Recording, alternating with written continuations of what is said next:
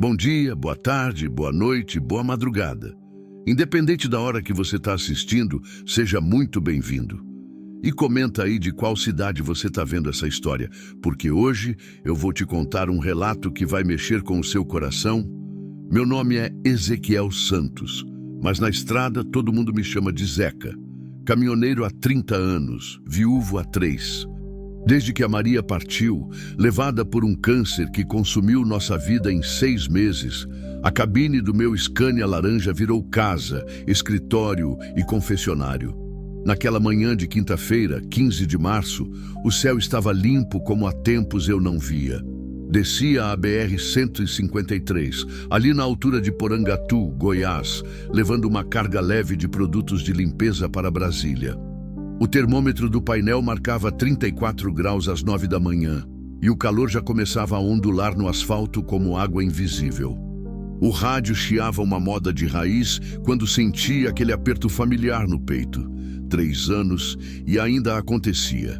Uma música, um cheiro, uma curva conhecida, e lá vinha a saudade da Maria como um soco no estômago.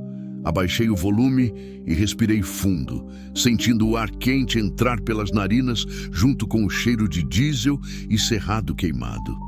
Vai passar, murmurei para mim mesmo, como fazia sempre. Vai passar, mas não passou.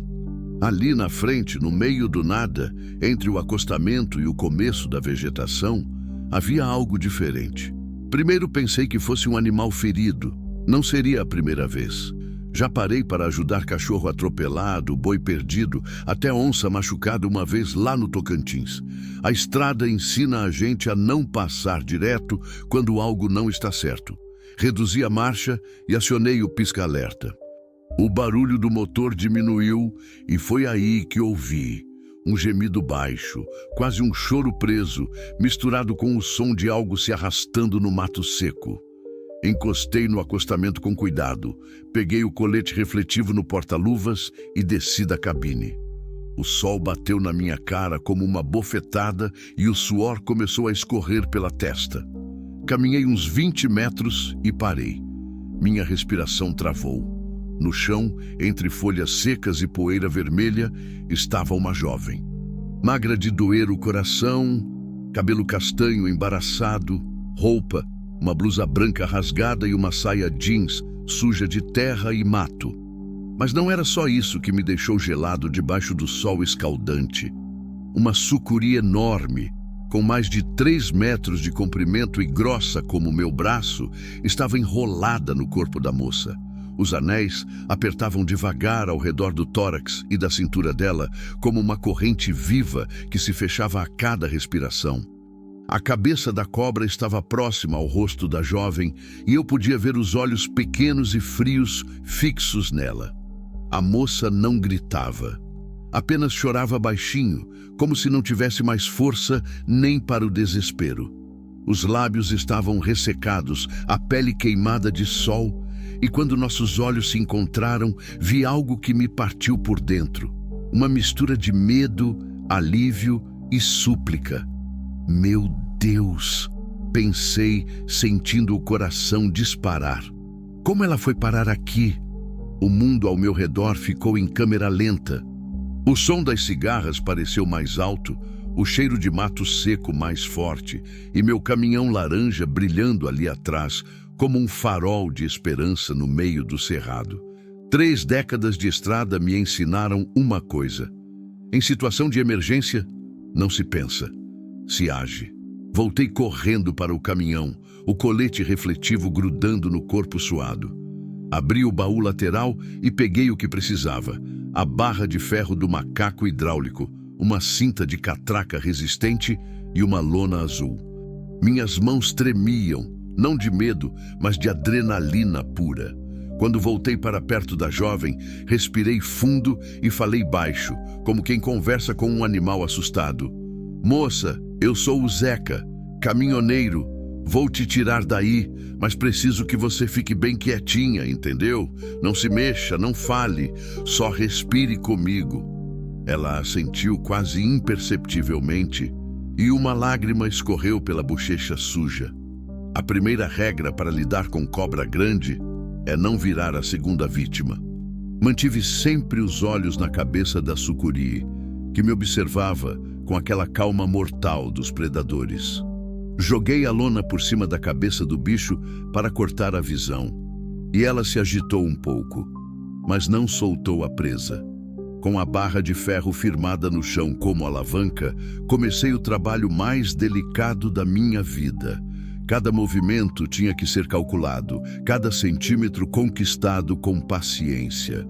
O corpo da cobra era pura força e mola. Não adianta tentar vencer na pancada. É preciso vencer no jeito, na persistência, na inteligência. Deslizei a cinta por baixo do primeiro anel, próximo às costelas da moça, e comecei a catracá-la devagar. A sucuri resistiu, apertou mais forte por instinto e ouvi um gemido baixo da jovem. Aguenta aí, filha. Estamos quase. Suor escorria pelos meus olhos, mas não podia parar para limpar. Centímetro por centímetro, a cinta foi criando espaço entre o corpo da cobra e o da moça. Quando consegui abrir uma folga de uns 10 centímetros, ela respirou mais fundo pela primeira vez. O processo se repetiu 2 vezes mais. A cada anel solto, a jovem recuperava um pouco da cor no rosto.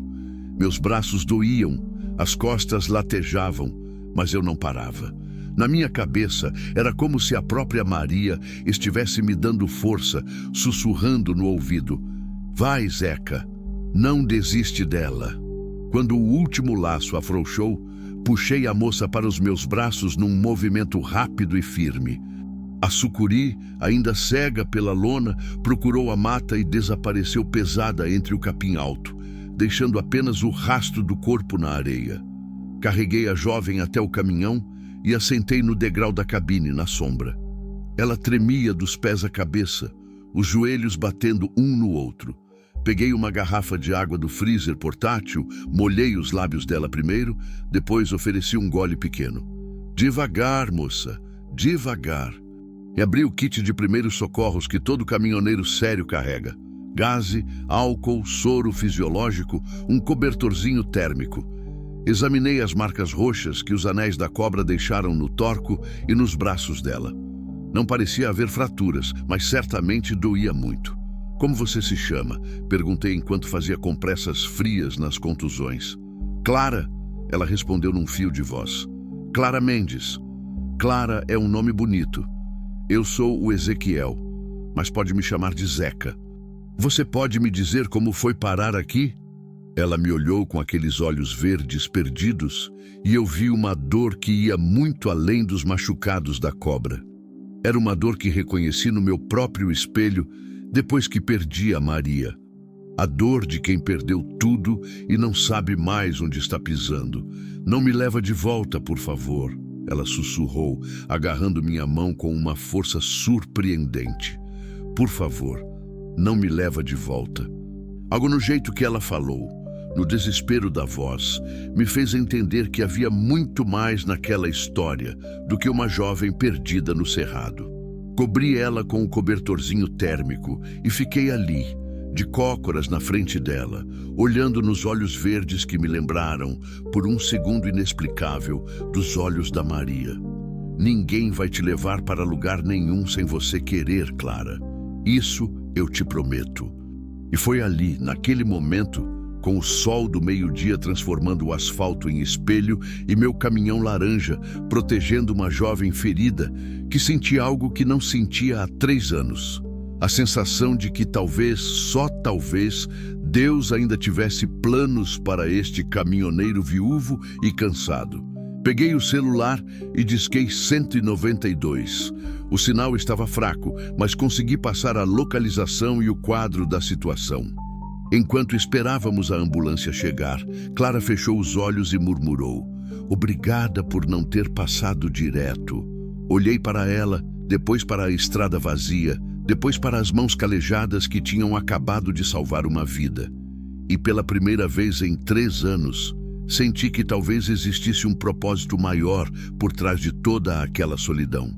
"A estrada me ensinou a nunca passar direto quando algo não está certo," respondi. E hoje ela me ensinou que às vezes a gente para salvar alguém e acaba se salvando também. A ambulância demorou 45 minutos para chegar. 45 minutos que mudaram alguma coisa dentro de mim, embora eu ainda não soubesse o quê. Clara ficou a maior parte do tempo em silêncio, apenas tremendo baixinho, mesmo com o cobertor térmico. Eu permaneci ali perto, ora verificando a estrada para orientar o SAMU, ora olhando para ela e sentindo uma inquietação estranha no peito. Não era só preocupação, era algo mais profundo, como se aquele encontro não fosse apenas coincidência. Zeca, ela disse de repente, me tirando dos pensamentos. A voz ainda saía fraca, mas havia uma determinação nova ali. Eu preciso te contar uma coisa. Pode falar, filha. Ela respirou fundo, como quem se prepara para pular de um penhasco. Eu tenho 18 anos. Completei no mês passado. E eu nunca... Ela engoliu seco e recomeçou. Minha mãe morreu quando eu tinha 12 anos. Câncer no útero. Meu pai casou de novo depois de 1 ano com uma mulher que tinha 2 filhos. No começo estava tudo bem, mas quando eu fiz 15 anos, as coisas mudaram. Senti um nó se formando no estômago. Na estrada, a gente aprende a reconhecer certas histórias antes mesmo delas serem contadas completamente.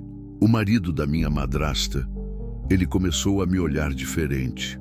Quando ela não estava em casa, ele inventava desculpas para ficar perto de mim.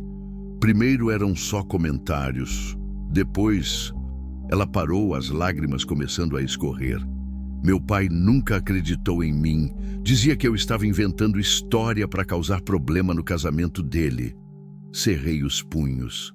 30 anos de estrada me ensinaram a ver todo tipo de miséria humana.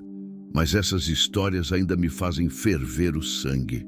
Ontem à noite, ela continuou, ele disse que ou eu aceitava a situação ou ele me levaria para bem longe de casa. Eu tentei fugir pela janela do meu quarto, mas ele me pegou. Me jogou no carro e disse que ia me deixar num lugar onde ninguém nunca ia me encontrar. Dirigiu umas 2 horas e me largou aqui no meio do nada. Falou que era para eu sumir de vez, ou ele ia inventar que eu fugi com algum namorado. Minha voz saiu mais rouca do que eu queria. E a cobra? Como foi que você... Eu andei a noite toda tentando achar a estrada. Estava com sede, com fome, tonta. Quando amanheceu, sentei debaixo daquela árvore ali para descansar um pouco. Deve ter sido quando ela me encontrou. Eu estava quase desmaiando quando senti ela se enrolando em mim. Pensei que ia morrer ali mesmo. Clara limpou o rosto com as costas da mão e eu vi uma força que não tinha percebido antes. Não era só uma menina assustada, era uma sobrevivente. Eu pensei na minha mãe, ela disse olhando para o horizonte. Pensei se ela estaria decepcionada comigo por não ter sido mais forte. Mas quando ouvi seu caminhão parando, eu soube que ela tinha mandado você. Algo se mexeu no meu peito. A Maria sempre dizia que não existia coincidência na vida de Deus. Existiam encontros marcados que a gente só entendia depois. Sua mãe está orgulhosa de você, Clara. Pelo que acabei de ouvir, você é a pessoa mais forte que eu conheci nos últimos tempos. Foi quando ouvimos a sirene da ambulância ao longe. O atendimento foi rápido e profissional. Os socorristas, um rapaz jovem chamado Rafael e uma mulher experiente de nome Sônia, examinaram Clara com cuidado, fizeram perguntas técnicas e anotaram tudo. Quando Rafael me chamou de lado, eu já imaginava o que vinha.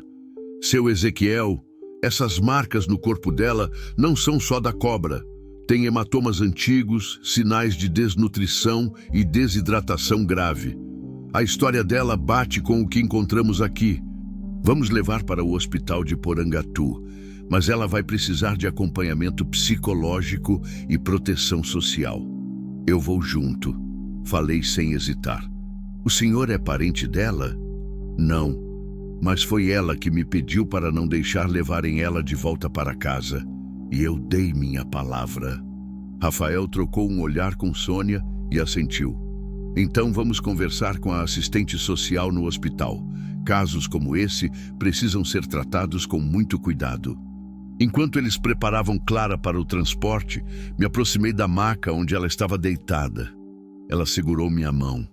Você vai mesmo comigo? Vou. E depois a gente vê o que fazer. Uma coisa de cada vez. Zeca, por que você parou? Quer dizer, por que você se importou? A pergunta me pegou desprevenido. Ficei alguns segundos olhando para aqueles olhos verdes, procurando uma resposta que eu mesmo não sabia direito. Sabe, Clara, 3 anos atrás eu perdi minha esposa, a Maria. Ela morreu de câncer e desde então eu ando meio perdido por essas estradas. Hoje de manhã eu estava pensando nela quando ouvi você chorar. É como se ela tivesse me mandado parar. Clara apertou minha mão mais forte. Como ela era? Linda. Cabelo castanho como o seu. Olhos que pareciam ver a alma das pessoas. Ela sempre dizia que Deus não nos dá mais problema do que a gente consegue aguentar. E que quando Ele fecha uma porta, sempre abre uma janela. Eu parei de acreditar nisso quando ela morreu. Mas hoje você salvou minha vida, Clara completou. E talvez eu tenha salvado alguma coisa na sua também. A ambulância estava pronta para partir. Tranquei meu caminhão, peguei os documentos e uma muda de roupa da cabine. Na hora de subir na ambulância, olhei uma última vez para o local onde tinha encontrado Clara. O sol agora estava a pino, queimando a terra vermelha do cerrado. Não havia mais rastro da sucuri, nem sinal do drama que tinha se desenrolado ali. Apenas o acostamento vazio e o mato seco balançando no vento quente. Mas alguma coisa tinha mudado naquele pedaço de chão. E em mim também. Durante o trajeto para o hospital, Clara dormiu um sono pesado, sedada pelo soro que Sônia tinha aplicado. Eu fiquei olhando pela janela traseira da ambulância, vendo meu caminhão laranja diminuir na estrada até sumir na curva. Pela primeira vez em 3 anos, não senti aquela angústia de estar longe do volante.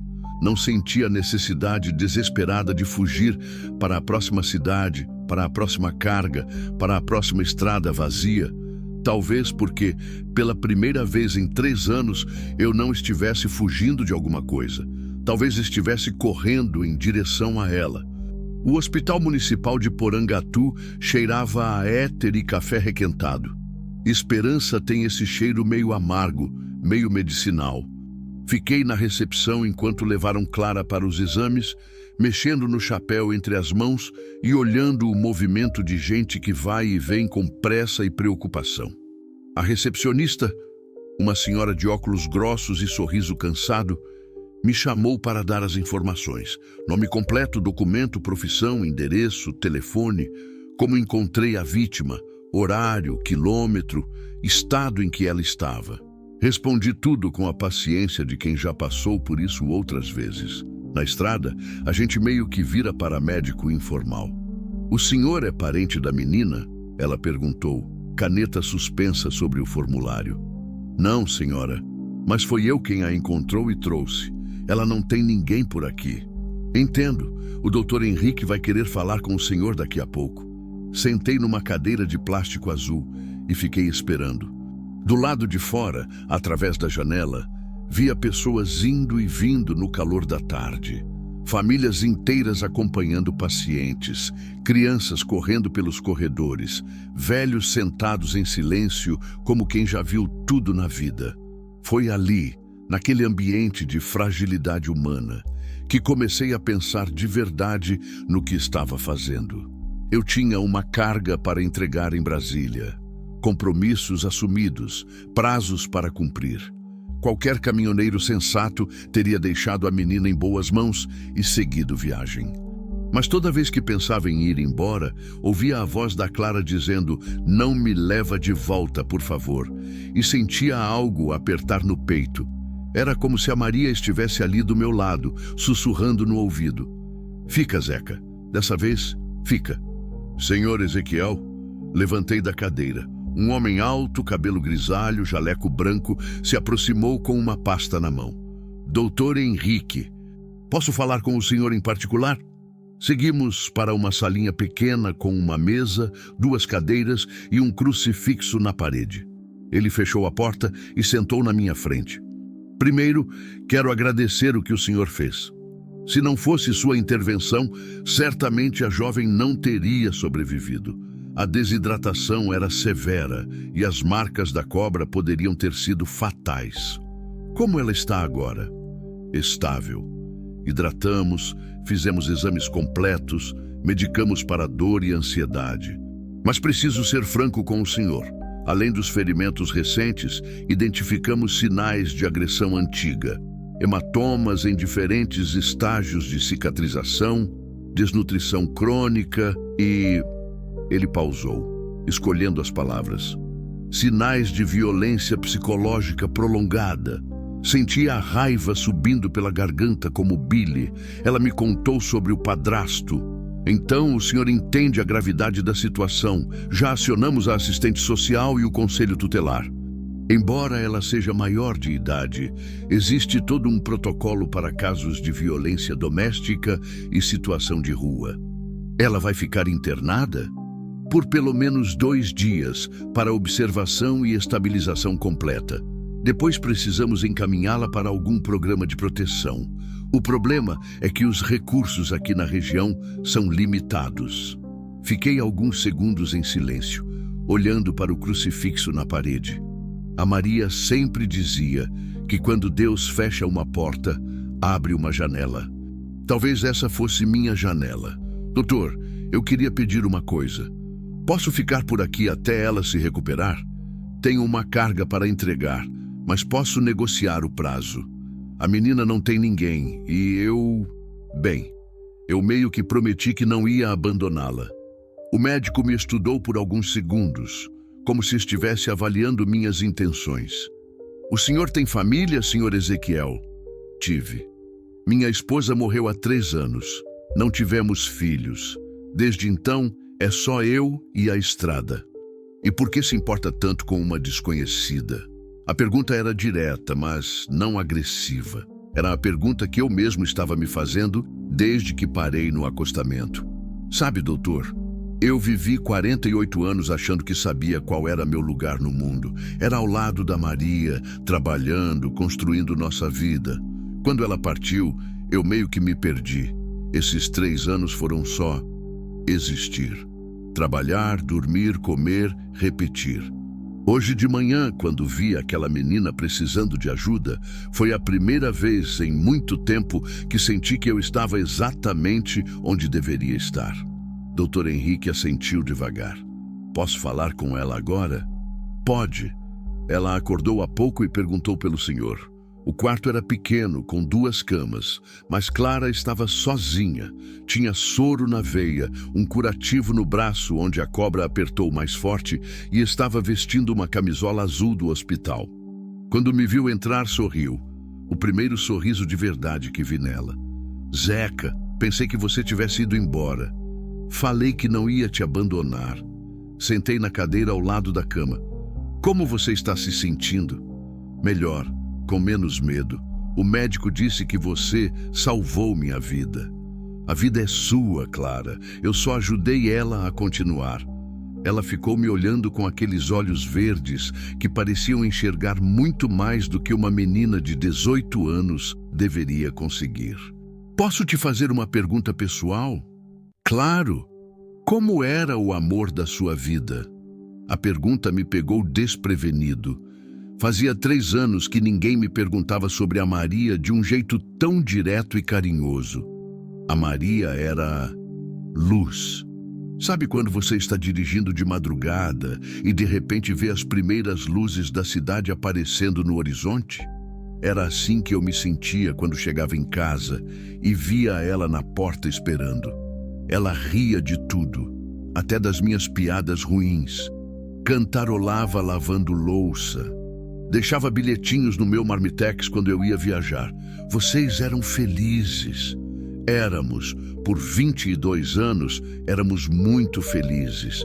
Até que o câncer chegou e levou ela em 6 meses. Desde então, eu fico pensando se valeu a pena amar tanto assim, sabendo que um dia ia acabar.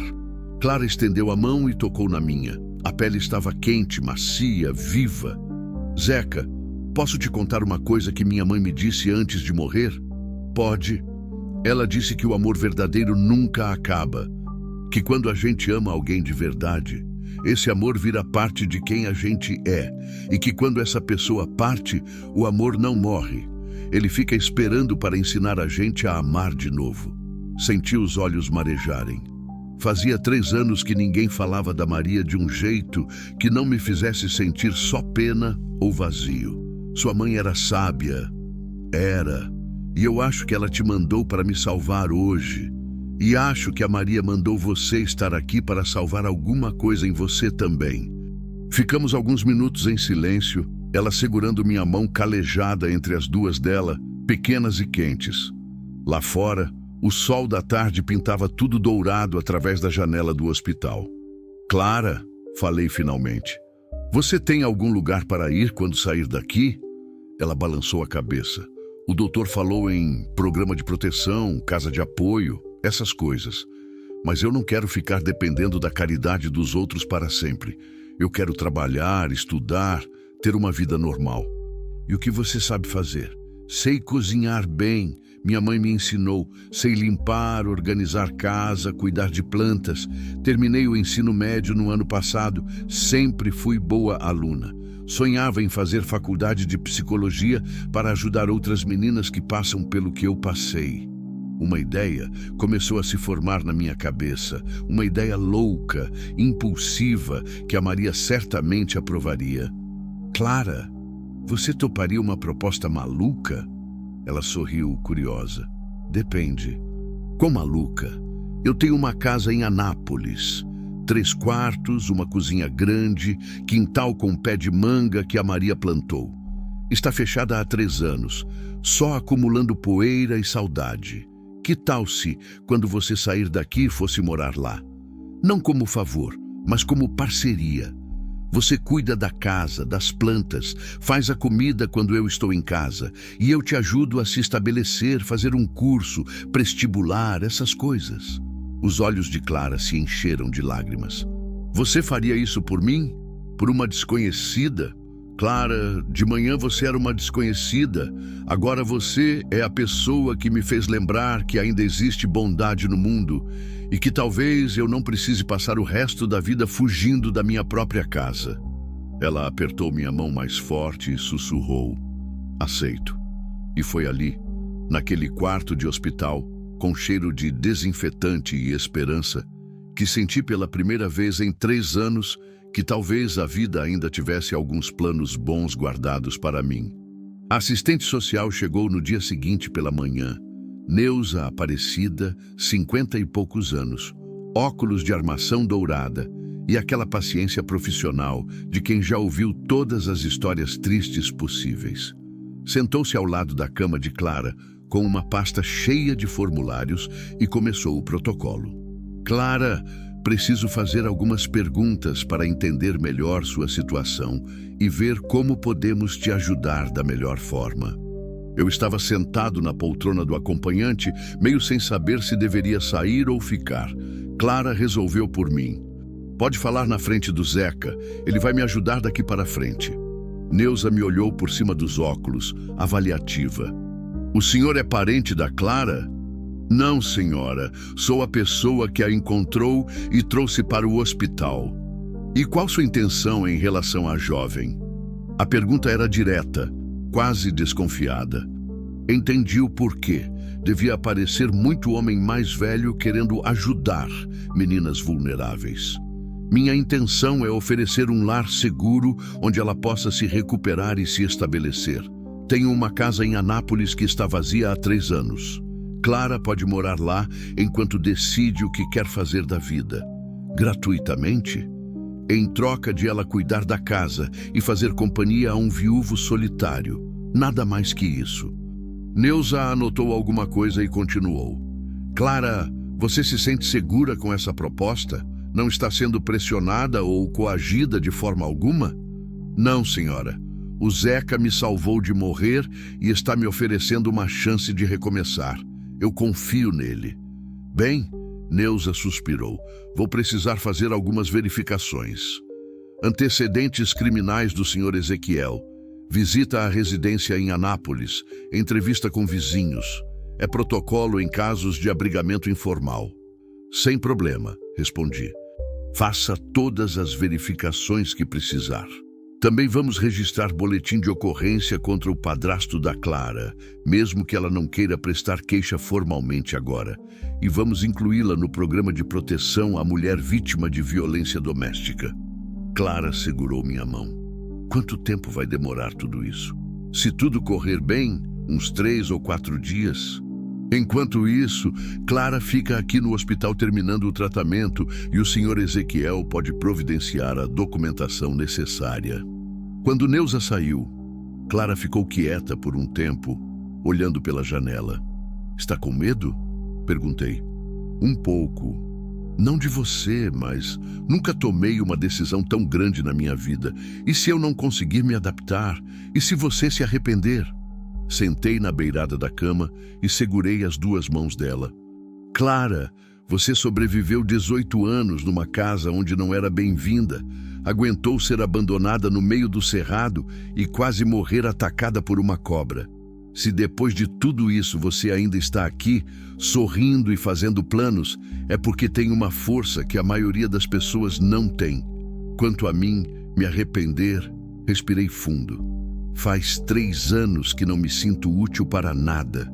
Ontem, salvando você, me senti vivo de novo. Se alguém vai ganhar alguma coisa com essa história, sou eu.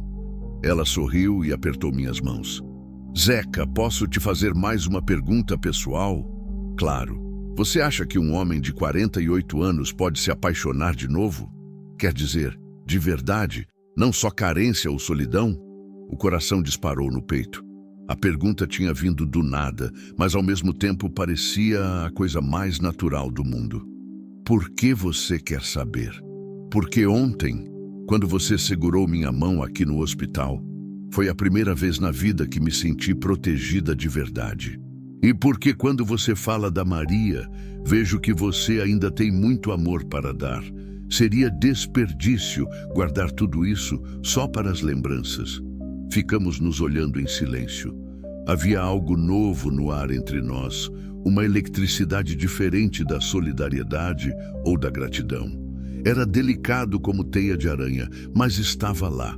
Clara, falei devagar, você tem 18 anos, eu tenho 48.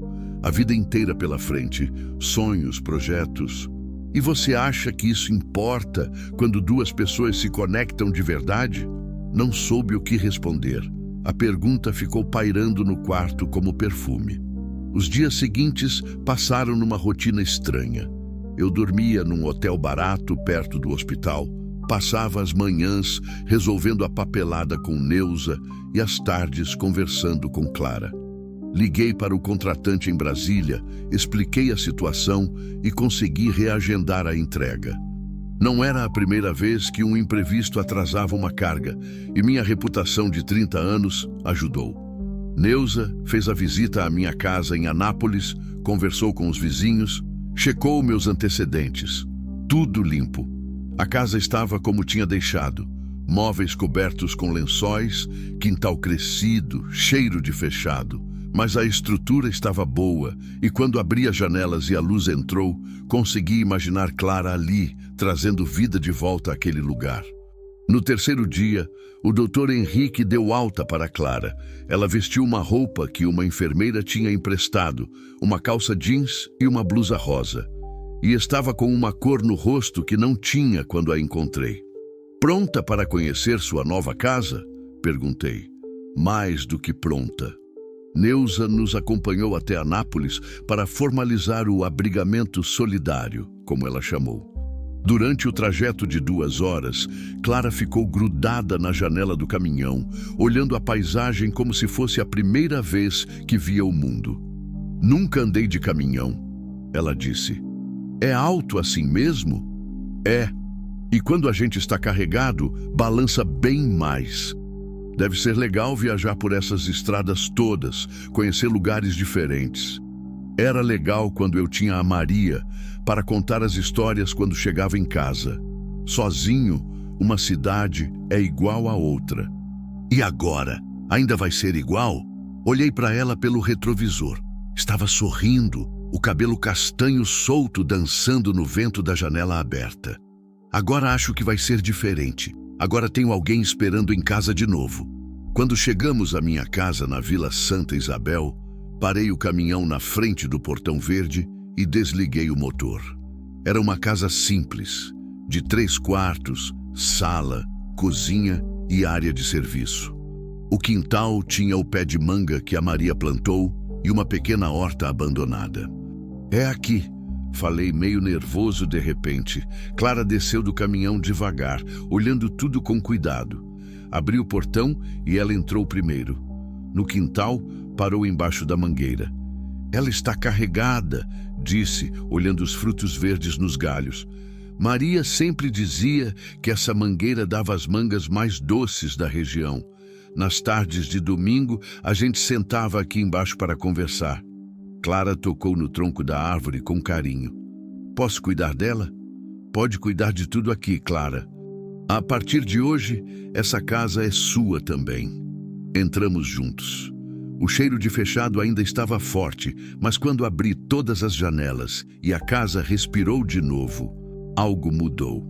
Era como se o lugar tivesse acordado de um sono longo. O quarto da frente pode ser seu, falei, mostrando o cômodo que tinha sido o quarto de hóspedes. Tem armário, escrivaninha, janela para o quintal. Clara entrou no quarto e ficou parada no meio, girando devagar. É perfeito, Zeca. Muito obrigada. Não precisa agradecer. Você que está fazendo um favor para mim. Neuza fez a vistoria final, preencheu mais formulários e nos deixou sozinhos. De repente, éramos só eu e Clara numa casa que havia 3 anos só abrigava fantasmas e saudade. E agora? Ela perguntou. Agora, a gente vai ao supermercado comprar comida de verdade. Você escolhe como quer arrumar seu quarto e hoje à noite eu te ensino a fazer a macarronada especial que a Maria me ensinou. Você cozinha? 3 anos morando sozinho ensina qualquer um. Não é nada elaborado, mas dá para o gasto. Ela riu. Uma risada gostosa que encheu a casa de um som que eu não ouvia há muito tempo. Zeca? Sim? Obrigada por me dar uma chance de ter uma família de novo. Família. A palavra ecoou pela casa vazia como promessa. Era isso que estávamos construindo ali, sem saber direito como ou quando tinha começado. Uma família diferente, improvável, mas verdadeira. Obrigado você, Clara, por me dar uma chance de ser útil de novo. E enquanto ela explorava a casa, abrindo armários e imaginando possibilidades, eu fiquei na sala, olhando pela janela o quintal que voltaria a ter vida. Pela primeira vez em 3 anos, consegui imaginar um futuro que não fosse só estrada, solidão e saudade. As primeiras 2 semanas foram de descoberta mútua. Clara acordava cedo. Preparava café como minha mãe fazia, forte e cheiroso. E eu descia da cama sentindo um cheiro que não sentia há anos. Cheiro de casa habitada, de vida acontecendo. Ela tinha um jeito especial com as plantas. Em poucos dias, a horta abandonada da Maria estava limpa e preparada para novos plantios. Comprou mudas de tomate, alface, coentro e pimentão no mercado da esquina. E todas as manhãs eu a via regando e conversando com as plantas como se fossem amigas antigas. Você fala com elas? Perguntei numa dessas manhãs, tomando café na mesa da cozinha enquanto a observava no quintal. Minha mãe dizia que planta precisa de carinho, além de água e sol, e eu gosto de conversar, elas são boas ouvintes. Sentei no banco de madeira debaixo da mangueira e fiquei observando ela trabalhar. Tinha um corpo delicado, mas forte. As mãos pequenas manuseavam a terra com uma delicadeza que me fazia pensar em promessas de coisas boas. O que você conta para elas? Clara parou de cavar e me olhou, um meio sorriso brincando nos lábios. Conto sobre você. Como você é gentil, como faz café ruim, mas não quer admitir, como fica olhando minhas fotos da minha mãe quando acha que eu não estou vendo. Senti o rosto esquentar.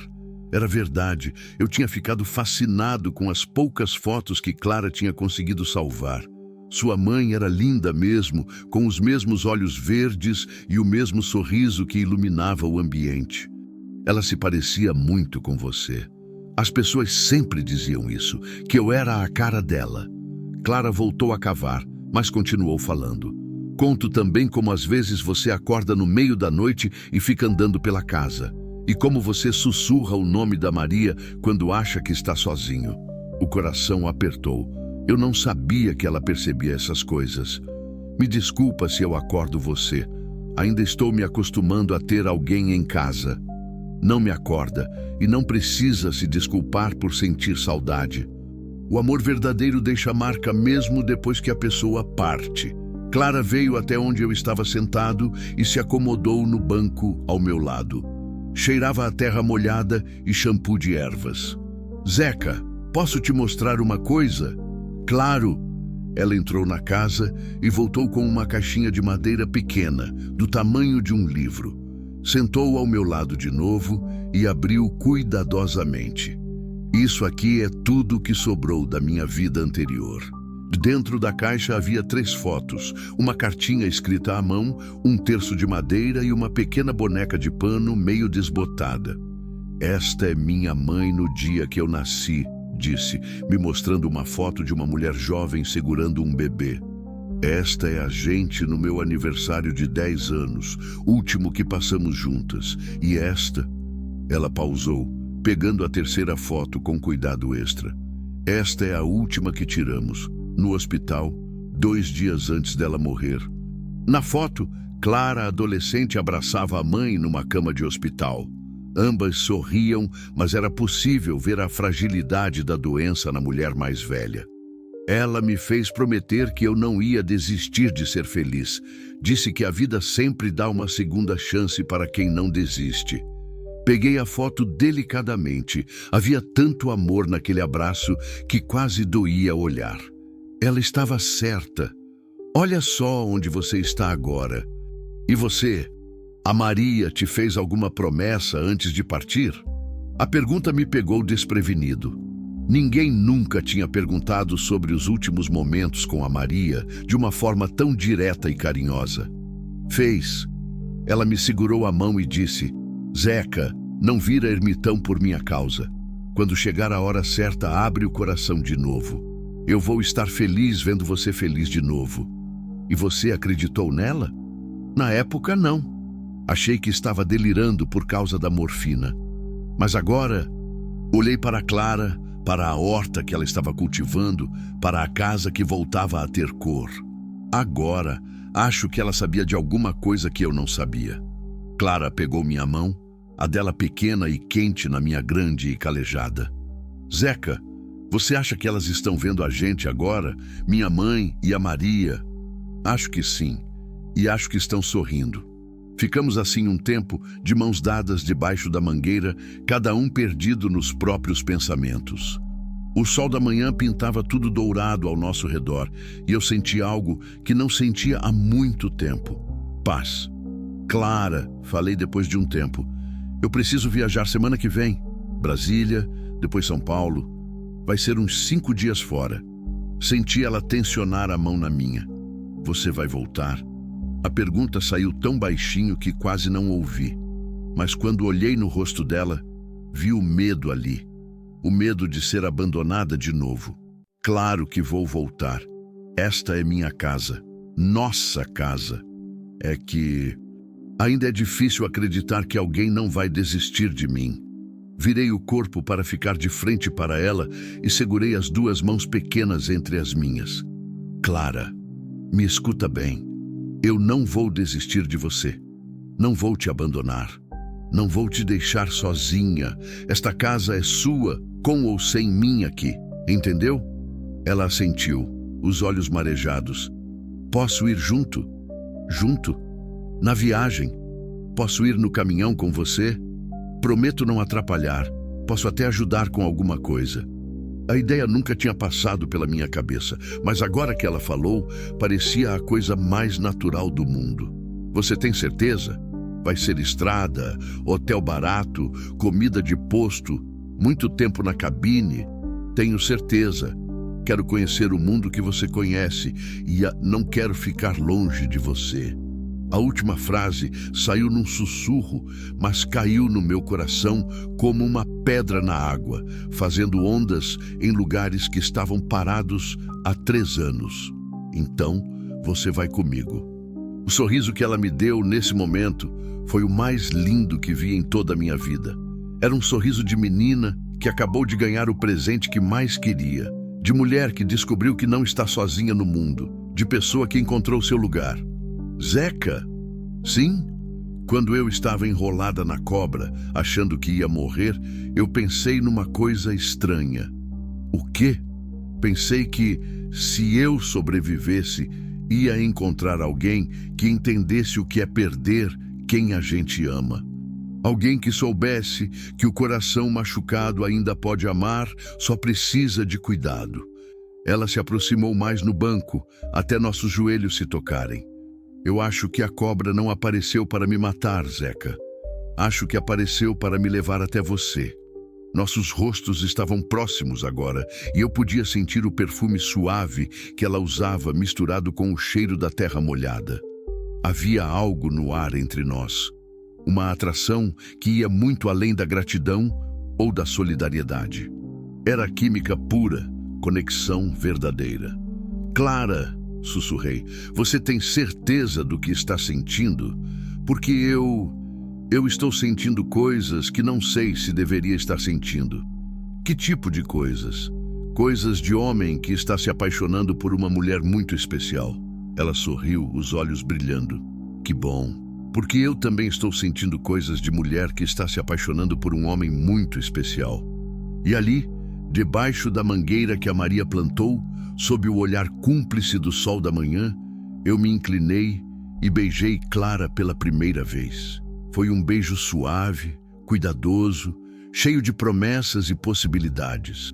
Um beijo que selou o que já sabíamos no coração. Que 2 pessoas feridas podem se curar juntas, que o amor pode nascer da dor e que às vezes Deus usa cobras e caminhoneiros para escrever histórias de esperança. Quando nos separamos, ela encostou a testa na minha e sussurrou. Agora eu sei por que sobrevivi àquele dia no cerrado. Por quê? Porque este momento sempre existiu. A gente só precisava chegar até ele. Na segunda-feira seguinte, saímos de Anápolis às 5 da manhã. Clara tinha arrumado uma mochila pequena com o essencial e estava radiante de empolgação. Subia na cabine do Scania como quem sobe numa nave espacial. Tudo era novidade, motivo de encantamento. É muito alto mesmo, disse, acomodando-se no banco do carona que eu tinha ajustado para ela. Daqui a gente vê o mundo de outro jeito. É isso mesmo, caminhoneiro vê a estrada de cima, vê longe, por isso a gente aprende a ter paciência. Ela ficou grudada na janela durante as primeiras horas, comentando tudo. As plantações de soja, o gado no pasto, os outros caminhões que cruzavam conosco na BR-153. Quando passamos por uma carreta de combustível, ela acenou para o motorista que buzinou de volta. Eles sempre fazem isso. É a educação da estrada. A gente se cumprimenta, se ajuda quando precisa. Aqui fora, caminhoneiro é família de caminhoneiro. Por volta das 9, paramos num posto grande para abastecer e tomar café da manhã. Clara desceu da cabine meio tonta. Nossa, balança mais do que eu imaginava. Você vai se acostumar. Quando a gente estiver carregado na volta, balança bem mais. No restaurante do posto, ela pediu pão de açúcar com café com leite e ficou observando o movimento. Caminhoneiros chegando e saindo, famílias em viagem, vendedores de artesanato na beira da estrada. É um mundo à parte, ela comentou. Cada pessoa que passa aqui tem uma história. É por isso que eu gosto da estrada. Cada viagem é um livro diferente. E qual é a história mais marcante que você já viveu aqui? Pensei por alguns segundos, tomando o café forte que o posto servia. Até 2 semanas atrás, eu diria que foi quando salvei uma família de um acidente lá no Pará. Mas agora, olhei para ela, que me observava com aqueles olhos verdes curiosos. Agora a história mais marcante é de um caminhoneiro viúvo que encontrou uma jovem precisando de ajuda e descobriu que quem realmente precisava de ajuda era ele. Clara sorriu e estendeu a mão sobre a mesa para tocar na minha. Esta história ainda está sendo escrita. É verdade. E eu estou gostando muito de como está ficando. Voltamos para a estrada com o sol já forte. Clara tinha trazido um livro, O Alquimista, do Paulo Coelho, mas acabou não lendo. Preferiu ficar conversando comigo, fazendo perguntas sobre tudo. Como funcionava o câmbio, por que alguns caminhões eram mais altos que outros, como eu calculava o tempo de viagem. Você já pensou em ensinar alguém a dirigir caminhão? Ela perguntou depois de eu explicar sobre as categorias de habilitação. Nunca pensei. Por quê? Porque você explica as coisas de um jeito que dá para entender. E porque, bem, talvez um dia eu queira aprender. A ideia de Clara dirigindo um caminhão me fez rir. Você mal consegue alcançar o chão da cabine. Imagina os pedais. Ei, ela disse fingindo indignação. Existem bancos reguláveis. E mulher caminhoneira existe, viu? Vi na internet. Existe sim. E algumas são excelentes. Só estava brincando. Então você me ensinaria? A pergunta foi feita com uma seriedade que me surpreendeu. Clara não estava só fazendo conversa. Estava traçando planos, imaginando um futuro junto. Se você realmente quiser aprender, eu ensino. Mas primeiro precisa tirar carteira de carro comum. Já tenho. Tirei ano passado, mas nunca tive carro para praticar. Sério? Por que não me disse? Porque até agora não tinha importância. Mas se vamos ser parceiros de verdade, talvez eu possa te ajudar nas viagens, revezar na direção. Parceiros. A palavra ecoou na cabine como promessa. Era isso que estávamos nos tornando. Parceiros na vida, na estrada, nos sonhos. Clara, falei depois de um tempo, posso te fazer uma pergunta pessoal? Todas as suas perguntas são pessoais. Ela riu. Pode fazer. Quando você me beijou ontem, embaixo da mangueira, foi seu primeiro beijo?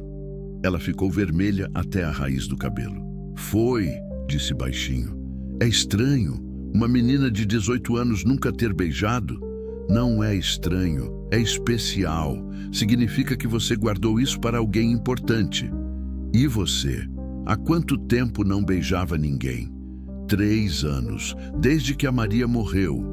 Você é a primeira pessoa que me desperta esse tipo de sentimento desde então.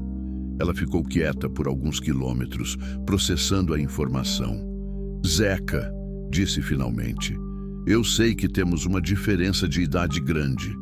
E sei que você foi casado por muito tempo, tem experiência de vida que eu não tenho. Isso te incomoda?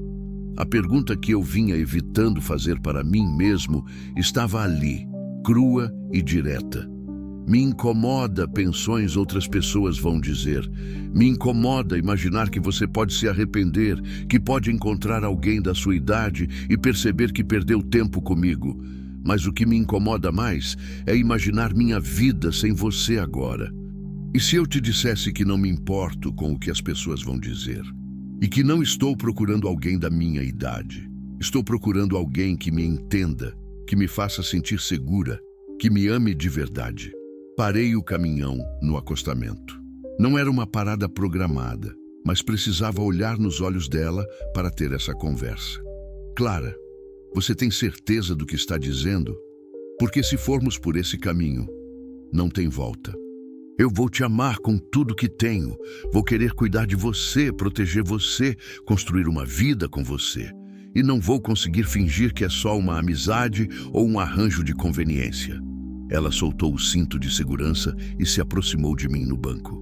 Ezequiel Santos, disse, usando meu nome completo pela primeira vez. Eu sobrevivi a uma infância difícil, à perda da minha mãe, a abuso psicológico, a quase morrer no cerrado. Você acha que eu não sei reconhecer uma coisa boa quando ela aparece na minha vida? E eu sou uma coisa boa? Você é a melhor coisa que já me aconteceu. E sabe por quê? Porque quando você me olha, não vê uma menina perdida que precisa ser salva. Vê uma mulher que tem valor, que tem sonhos, que pode ser parceira de alguém em pé de igualdade. Ela estava certa. Quando olhava para Clara, não via fragilidade, via força, não via inexperiência, via sabedoria. Não via alguém que precisava ser protegida, via alguém que queria dividir a vida comigo. Então vamos tentar, falei, puxando ela para mais perto. Vamos construir isso juntos, sem pressa, mas sem medo. Sem medo, ela repetiu e me beijou de novo. Dessa vez o beijo foi diferente. Mais intenso, mais certo, mais cheio de futuro. Quando nos separamos, ela sussurrou: Zeca, eu te amo. As palavras saíram naturais, sem dramaticidade, como quem constata um fato óbvio. O céu é azul, o sol é quente, eu amo você. Eu também te amo, Clara. Mais do que imaginei que fosse possível amar de novo. Voltamos para a estrada de mãos dadas. O resto da viagem até Brasília passou num misto de conversa íntima e silêncios cúmplices. Clara dormiu algumas horas com a cabeça no meu ombro e eu dirigi, tendo o cuidado extra de não fazer movimentos bruscos para não acordá-la. Quando chegamos ao nosso destino, já era final da tarde. O cliente tinha uma empresa de materiais de construção numa região industrial da cidade. Enquanto eu descarregava a mercadoria, Clara ficou na cabine lendo, mas de vez em quando levantava os olhos e sorria para mim. Primeira viagem de trabalho oficial da nova parceira, falei quando terminei a descarga. Gostei, é bom te ver trabalhando, você fica ainda mais bonito quando está concentrado. Ainda mais bonito? Quer dizer que você me acha bonito? Acho você lindo, Ezequiel Santos. Por dentro e por fora. Naquela noite, no hotel simples onde sempre me hospedava em Brasília, pedimos quartos separados, mas jantamos juntos no restaurante ao lado. Clara experimentou pequi pela primeira vez e fez caras tão engraçadas que eu ria até doer a barriga. É um gosto diferente, ela disse, tentando ser educada. É um gosto que se aprende a gostar, como o amor maduro. Ah, é? E o que é amor maduro? É quando você ama não só a pessoa perfeita que imaginou, mas a pessoa real, com defeitos, manias, medos. É quando o amor não é só fogo. É também cuidado, companheirismo, escolha diária. Clara ficou me olhando com uma expressão séria. Você está me preparando para seus defeitos? Estou te avisando que eles existem. Ronco, deixo roupa jogada, às vezes fico mal-humorado quando estou com fome, sou teimoso e tenho mania de querer proteger demais quem eu amo. Nossa, ela disse fingindo espanto. Que homem horrível, melhor eu fugir agora. É melhor mesmo. Tarde demais, ela disse, pegando minha mão sobre a mesa. Já estou apaixonada pelo homem horrível. E ali, naquele restaurante simples de Brasília, com cheiro de comida caseira e som de conversa baixa, eu soube com certeza que tinha encontrado minha companheira para o resto da vida. Na manhã seguinte, pegamos a carga em São Paulo, equipamentos eletrônicos com destino a Goiânia. O céu estava carregado de nuvens escuras quando saímos da capital paulista, e o rádio alertava para a possibilidade de chuva forte na região. Vai chover, disse Clara, olhando pela janela. Tem cheiro de chuva no ar. Bom nariz. Aprendeu com quem? Com minha mãe. Ela sempre sabia quando vinha temporal. Dizia que a natureza avisa quem sabe escutar. Por volta do meio-dia, quando estávamos na altura de Ribeirão Preto, o céu desabou. Não era uma chuva comum. Era um temporal violento, com raios cortando o céu e vento que balançava o caminhão carregado. Reduzia a velocidade e acendia os faróis, mas a visibilidade estava quase zero. Zeca, está perigoso! Clara disse, agarrando meu braço. Vou parar no próximo posto. Não dá para continuar assim. Mas o próximo posto estava a 20 quilômetros e a chuva só piorava. De repente, um raio caiu tão perto que o clarão iluminou toda a cabine, seguido de um trovão que fez Clara dar um grito. Para, Zeca, por favor, para! Encostei no acostamento, acionei o pisca-alerta e desliguei o motor. A chuva batia no teto da cabine como granizo e o vento balançava o caminhão de um lado para o outro. Clara estava pálida, as mãos tremendo. Calma, amor. Estamos seguros aqui dentro. Amor? Ela me olhou com os olhos arregalados. Você me chamou de amor. Foi aí que percebi. Tinha sido natural, instintivo. A palavra tinha saído sem eu pensar. Chamei, e se você não gostar, posso fingir que não aconteceu. Ela se jogou nos meus braços, me abraçando apertado. Eu amo quando você me chama de amor. Faz eu me sentir sua. Você é minha, Clara, e eu sou seu. Ficamos abraçados enquanto a tempestade fazia força lá fora.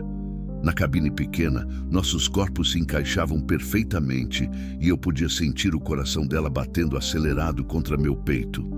Zeca, ela sussurrou no meu ouvido. Eu nunca estive com um homem. O sangue subiu para minha cabeça. Eu sabia, claro, mas ouvir dela de forma tão direta me fez entender a responsabilidade que tinha nas mãos. Não precisa se preocupar com isso agora, amor. Temos tempo. Eu sei, mas quero que você saiba que quando eu estiver pronta, quero que seja com você. Afastei ela delicadamente para poder olhar em seus olhos. Clara, você tem certeza? Porque essa é uma decisão que não tem volta e eu não quero que você se arrependa depois. Nunca vou me arrepender de nada que viver com você, Ezequiel. A tempestade lá fora parecia espelhar o que estava acontecendo dentro de mim. Um turbilhão de sentimentos. Amor, desejo, proteção, responsabilidade, medo de não ser merecedor de tanta confiança. E se eu te decepcionar? Impossível. E se você perceber que eu sou velho demais, que você está perdendo sua juventude? Clara colocou o dedo nos meus lábios, me silenciando. Ezequiel Santos, me escuta bem. Eu não estou perdendo minha juventude com você. Estou encontrando minha vida com você. Existe diferença. Um raio iluminou novamente a cabine, mas dessa vez Clara não se assustou. Estava ocupada demais, me olhando com aqueles olhos verdes que pareciam ver dentro da minha alma. Zeca, posso te contar um segredo? Pode. Naquela manhã, quando a cobra estava me apertando, eu pensei que ia morrer virgem. Pensei que nunca ia conhecer o amor, nunca ia ter uma família, nunca ia saber como é ser amada de verdade. E quando você apareceu, foi como se Deus tivesse me dado uma segunda chance para viver tudo isso. Minha voz saiu rouca quando respondi, e eu pensei que nunca mais ia amar ninguém, que o amor da minha vida tinha acabado com a Maria. Você me mostrou que o coração não tem capacidade limitada. Ele só cresce quando precisa caber mais amor. A chuva começou a diminuir, mas nenhum de nós dois tinha pressa de continuar a viagem. Ali naquela cabine, no meio da tempestade, estávamos construindo alguma coisa maior que nós dois. Quando chegarmos em casa, Clara disse, quero te mostrar uma coisa. O quê? A cartinha que minha mãe me deixou. Só li uma vez, no dia do enterro. Depois guardei e nunca mais tive coragem de abrir. Mas agora acho que está na hora. Você não precisa me mostrar se não quiser. Quero, porque agora você faz parte da minha história. E quero que você conheça todos os pedaços dela. O sol começou a aparecer entre as nuvens, criando um arco-íris perfeito no céu ainda carregado. Clara apontou pela janela. Olha, minha mãe sempre dizia que arco-íris é promessa de Deus, de que depois da tempestade sempre vem coisa boa. Sua mãe era mesmo sábia. Era. E acho que ela ia gostar muito de você. Por quê? Porque você tem o mesmo olhar que ela tinha para mim. De quem ama sem condições, sem julgamentos, de quem protege sem sufocar. Ligamos o motor e voltamos para a estrada. O resto da viagem passou tranquilo, com Clara cantarolando baixinho músicas que a mãe tinha ensinado e eu dirigindo com uma sensação de plenitude que não sentia há anos. Quando chegamos em Goiânia para a entrega, já era final da tarde. O cliente elogiou o cuidado com a mercadoria. Nem uma gota de água tinha entrado no baú durante a tempestade. Parceria de sucesso, disse Clara quando saímos da empresa. A primeira de muitas. Na volta para Anápolis, Clara ficou mais quieta, pensativa. Quando chegamos em casa já era noite. Ela desceu do caminhão e ficou parada no quintal, olhando para a mangueira. O que foi, amor? Estou com medo. De medo de quê? De abrir a carta da minha mãe e descobrir que ela não aprovaria o que estou fazendo, que diria que estou indo rápido demais, que estou me iludindo. Caminhei até ela e a abracei por trás, encostando meu queixo no topo da cabeça dela. Clara, mães que amam de verdade só querem ver os filhos felizes. E você está feliz? Muito feliz. Mais feliz do que jamais pensei que podia ser. Então sua mãe está feliz também, onde quer que ela esteja. Entramos na casa de mãos dadas. Clara foi até seu quarto e voltou com a caixinha de madeira. Sentamos no sofá da sala, ela ao meu lado, a carta nas mãos, tremendo levemente. Quer que eu leia junto? Ofereci. Quero. Ela abriu o envelope amarelado e desdobrou a carta. A letra era delicada, feminina, de quem tinha capricho nas palavras. Minha Clara querida, se você está lendo isso, é porque chegou a hora de eu partir. Sei que está sofrendo, meu amor, mas quero que saiba que não há tristeza no meu coração. Apenas gratidão por ter sido sua mãe por 18 anos. Você é mais forte do que imagina, mais sábia do que sua idade sugere, mais capaz de amar do que qualquer pessoa que conheci. Não deixe que a dor do meu adeus te impeça de viver plenamente. Sobre o amor, minha filha, quando ele chegar, e vai chegar, não tenha medo da intensidade. Amor verdadeiro não vem com manual de instruções, nem respeita convenções sociais. Ele simplesmente chega e transforma tudo. Se um dia você encontrar alguém que olhe para você como seu pai olhava para mim, com admiração, proteção e desejo de construir uma vida juntos, não importa se ele for jovem ou maduro, rico ou pobre, da cidade ou do interior, importa se ele te faz sentir em casa. Confie no seu coração, Clara. Ele sempre soube reconhecer o que é bom para você. E quando encontrar seu lugar no mundo, sua pessoa, sua felicidade, agarre com as duas mãos e não se envergonhe de ser feliz. Você merece todo o amor do mundo, minha menina. E onde quer que eu esteja, estarei sempre orgulhosa de você, com todo o meu amor para sempre, mamãe. Clara estava chorando quando terminamos de ler, mas eram lágrimas de alívio, não de tristeza. Ela sabia, sussurrou. Ela sabia que eu ia encontrar você. Como ela ia saber? Não sei. Mas olha aqui. Não importa se ele for jovem ou maduro, se ele te faz sentir em casa, quando encontrar sua pessoa, é como se ela estivesse descrevendo você. Peguei Clara nos braços e a beijei suavemente. Então temos a bênção das duas, da Maria e da sua mãe.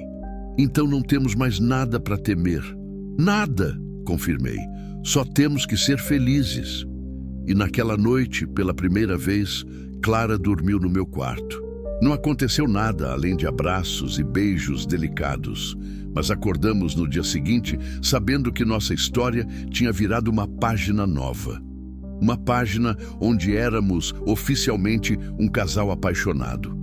6 meses depois. O amanhecer de sábado pintou o quintal de dourado, quando acordei com o cheiro de café e bolo de fubá vindo da cozinha. Clara cantarolava baixinho uma música que a mãe tinha ensinado, e eu fiquei alguns minutos só escutando, deitado na nossa cama, pensando em como a vida pode dar voltas impressionantes. Nossa casa tinha virado um lar de verdade. A horta da Clara estava exuberante. Tomates vermelhos, alface crespa, pimentões brilhantes, coentro perfumado. A mangueira estava carregada de frutos maduros. E toda tarde a gente sentava debaixo dela para conversar sobre o dia, sobre os planos, sobre os sonhos que agora eram nossos. "Bom dia, dorminhoco", Clara disse quando apareci na cozinha. Estava usando uma camisola azul que eu tinha comprado para ela na última viagem, e o cabelo castanho, solto, dançava nos ombros enquanto mexia o bolo na forma.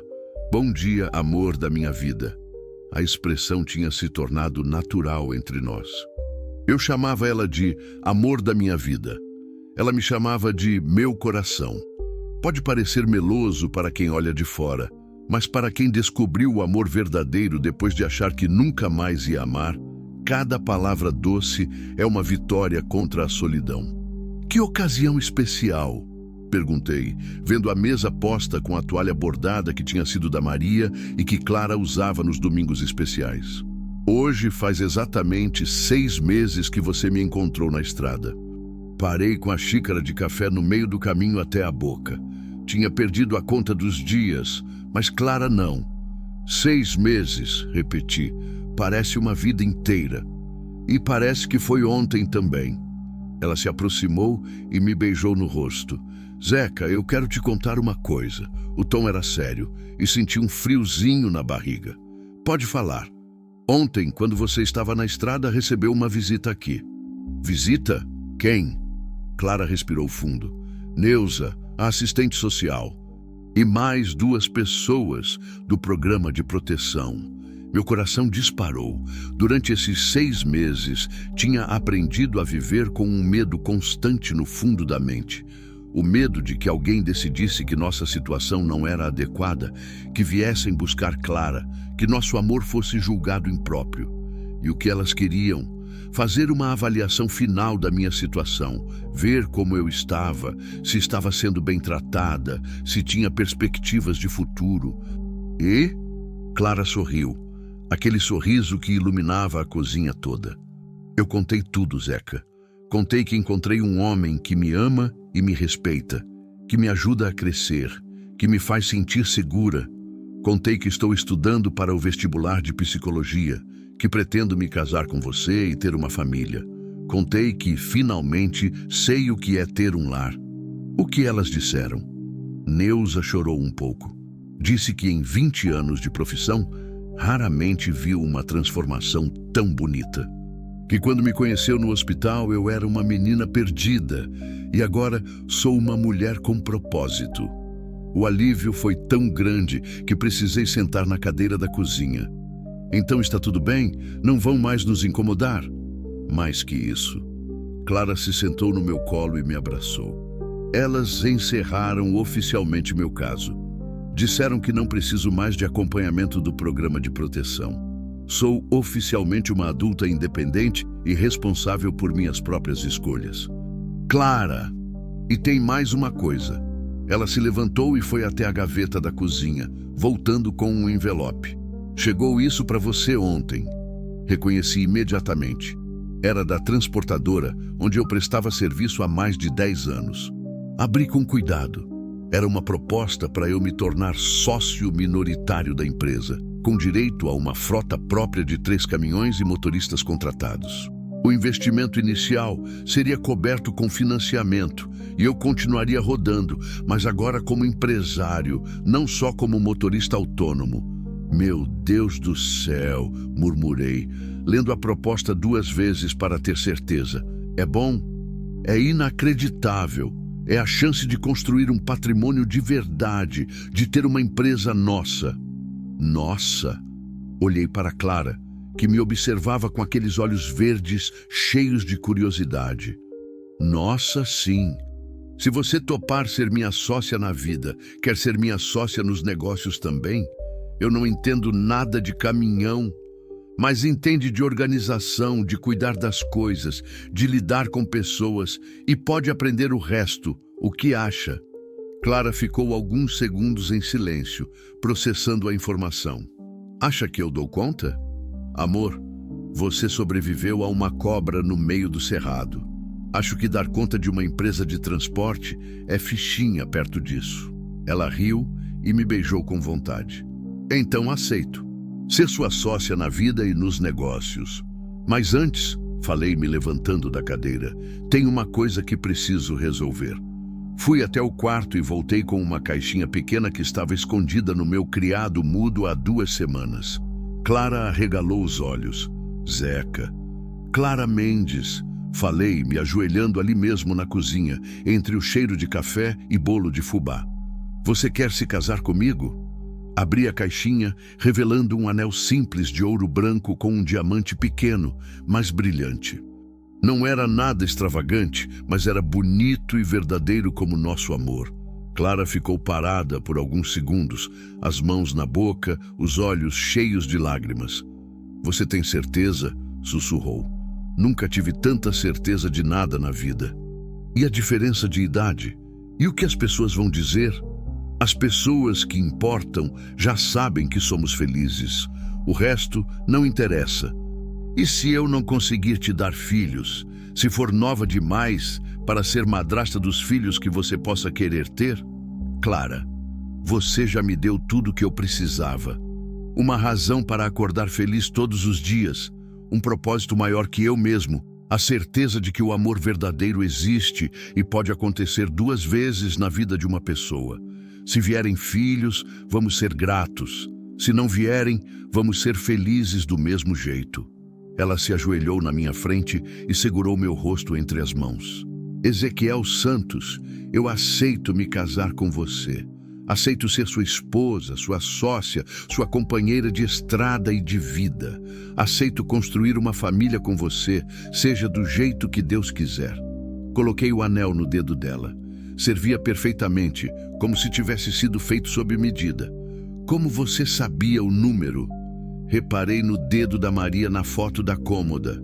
Vocês têm mãos parecidas. Clara olhou para o anel brilhando na sua mão e depois para mim. Acha que ela aprovaria?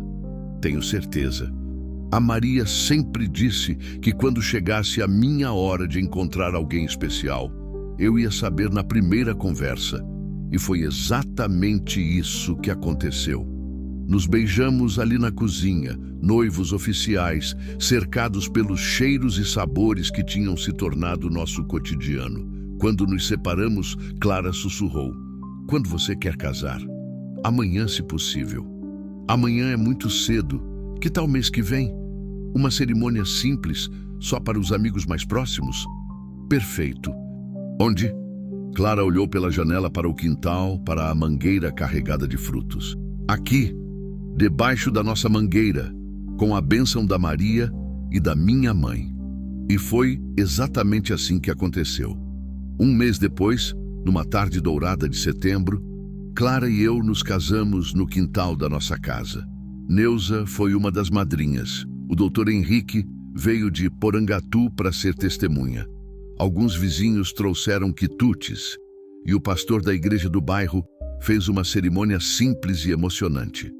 Clara usava um vestido branco simples que ela mesma tinha escolhido e eu estava no meu terno azul marinho que usava nas ocasiões especiais.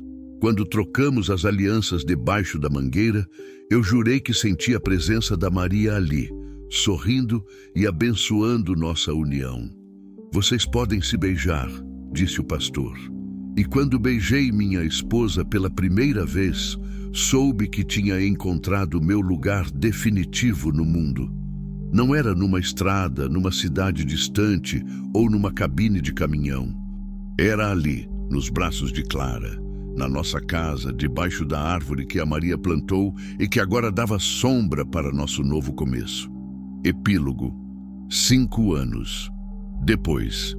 Estou escrevendo esta história numa tarde de domingo, sentado debaixo da nossa mangueira, enquanto Clara prepara o almoço de domingo na cozinha. Nossa empresa de transportes agora tem 8 caminhões, 12 funcionários e contratos fixos com 3 empresas grandes. Clara se formou em psicologia ano passado e está fazendo especialização em terapia familiar. 2 vezes por semana, ela atende voluntariamente no Centro de Apoio à Mulher Vítima de Violência Doméstica, ajudando outras meninas que passaram pelo que ela passou. Eu reduzi as viagens longas para ficar mais tempo em casa, mas ainda pego a estrada de vez em quando. Clara sempre me acompanha quando pode, e ela aprendeu a dirigir caminhão sim. É uma das melhores motoristas da empresa. No ano passado, ela engravidou. Perdemos o bebê com 3 meses e foi um período difícil para nós dois. Mas o amor que construímos foi forte o suficiente para nos sustentar na dor e nos dar esperança de tentar de novo. Zeca! Clara me chama da cozinha. Vem almoçar. Fecho o caderno onde estou escrevendo nossa história e caminho em direção à casa. Na mesa estão postos 2 pratos, mas Clara está sorrindo de um jeito diferente. O que foi? Pergunto. Tenho uma notícia para te dar. Sinto o coração acelerar. Que tipo de notícia? Clara pega minha mão e coloca sobre a barriga dela. Do tipo que vai nos dar muito trabalho daqui a 8 meses. Fico alguns segundos sem conseguir falar. Depois pego ela no colo e giro pela cozinha. Os dois rindo como crianças. Tem certeza? Fiz 3 testes, todos positivos. Clara, a gente vai ser pais. Vamos. E sabe qual vai ser o nome se for menina? Qual? Maria Clara, misturando as 2 mulheres mais importantes da sua vida. E se for menino? Ezequiel Júnior, para continuar a tradição dos homens bons da família Santos. Sento Clara na cadeira e me ajoelho na frente dela, as mãos na barriga que ainda não mostra, mas que já abriga nosso maior sonho. Obrigado, sussurro. Por quê? Por ter aparecido naquele dia na estrada, por ter confiado em mim, por ter me ensinado que o amor pode renascer, por ter feito de mim um homem melhor. Obrigada a você, ela responde, por ter parado o caminhão, por não ter passado direto, e ali, na nossa cozinha que cheira a comida caseira e futuro, eu entendo completamente o que a Maria quis dizer quando falou sobre janelas que se abrem quando portas se fecham. Às vezes a gente precisa perder tudo para descobrir o que realmente importa. Às vezes, uma cobra no meio do cerrado é o caminho que Deus usa para juntar 2 almas que precisam uma da outra. Às vezes, o final feliz vem disfarçado de começo difícil. E às vezes, só às vezes, um caminhoneiro viúvo e uma jovem perdida podem salvar um ao outro e construir uma família no meio do que parecia ser o fim da estrada. Nossa história começou com um resgate, mas se transformou numa jornada de amor, esperança e segundas chances. E o melhor de tudo é que ainda não acabou. Na verdade, está apenas começando. Fim. Porque o amor verdadeiro não tem idade, não tem hora marcada e não pede licença para chegar. Ele simplesmente aparece na estrada da vida quando a gente menos espera, transforma tudo ao redor e nos ensina que nunca é tarde demais para recomeçar.